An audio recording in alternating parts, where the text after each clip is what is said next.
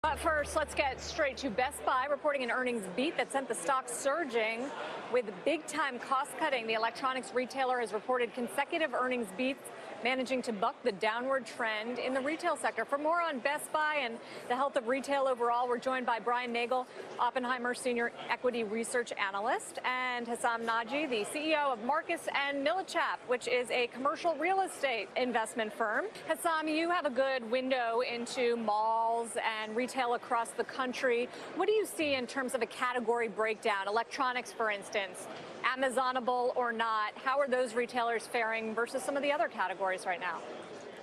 Good morning. Great to be with you on the program.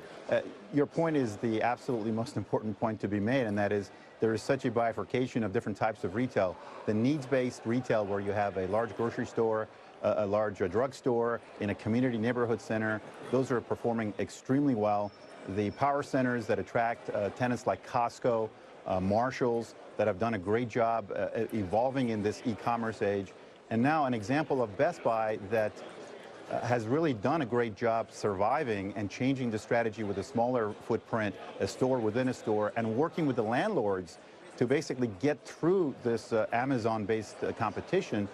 Those are examples of what's working in retail, and basically fast food restaurant and these needs-based retail type of formats are the vast majority of the stock. But the malls and department stores that are struggling tend to get the negative attention and the headlines recently. Yeah, certainly. What are you seeing on the ground there, and how do you replace big anchor stores like department stores within malls? You know, the evolution has been pretty remarkable, where you have a lot of fitness and personal services and health, in some cases education type of retailers coming in to take the space.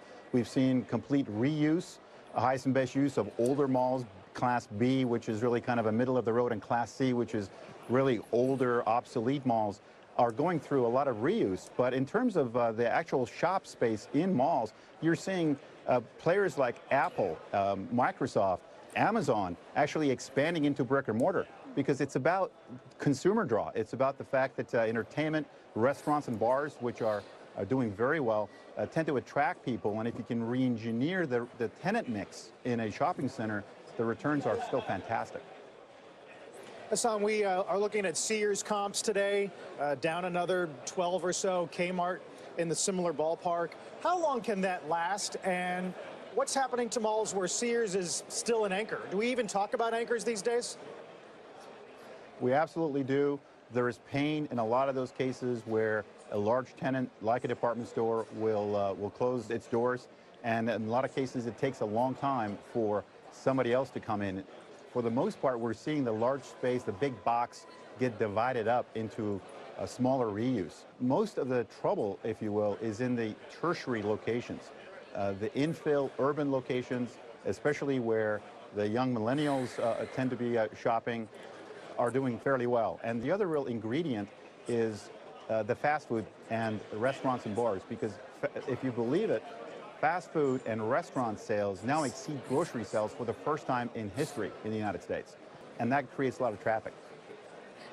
It just made me think of Costco, which is reporting results after the close. And this has been also a standout, Brian. You've liked this stock, I think, and yes, so has investors. They've really won confidence in a tough retail environment. Can they keep it up?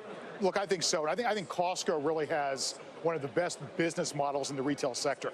You know, with what Costco's done, they operate very effectively at low margins, which allows them to compete with a lot of companies like Amazon and others. So look, I think we'll see good results out of Costco tonight, but more important than that, I think this is just one company that continues to perform in this environment. All right, good curtain raiser there for the earnings. Thank you guys both for joining us to talk about retail today. Our top story, Hessam and Brian.